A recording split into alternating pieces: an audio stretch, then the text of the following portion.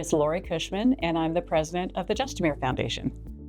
The Justamere Foundation was formed about 4.5 years ago by a local family that did very well for themselves, obviously, and they wanted to give back to the community. Our number one mission is workforce development, and it's removing the obstacles that were keeping people from self-sustaining employment.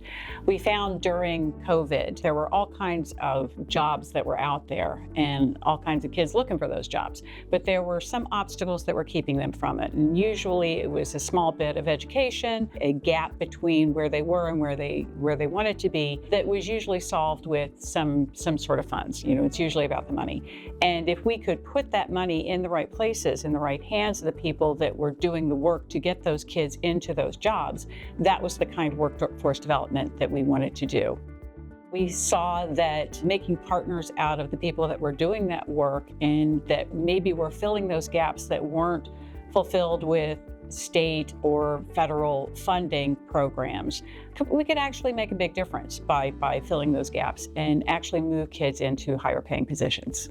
Even if someone has all the funding that they can get, there's always a gap between the need and actually making it happen. And it doesn't always look like the strict application for a grant or a scholarship. So having some flexibility in there is, I think, absolutely necessary. You guys do a really good job of that. I also like the idea of emergency funds for those gaps and things that come up that don't necessarily fall into a scholarship, but that would derail somebody from a full education if they weren't able to take care of it. I like that you work very closely with the students to identify when they have an issue, and so they know they have you as a partner in their education and not just a big name school that's going to, shove them through and take their money. Technically, I could write one check a year and be done with it and spend the rest of my time on the beach. I would much rather divvy that up to organizations that are making a great local impact directly with the students. PIT is actually doing the hard work here. They've got the boots on the ground.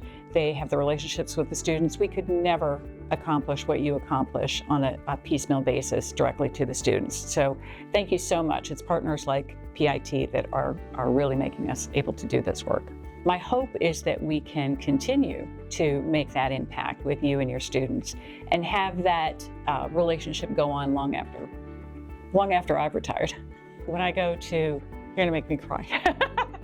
When I go to a school and I can see the pride in the students for having accomplished a program, some of these students, this is the only graduation they've had.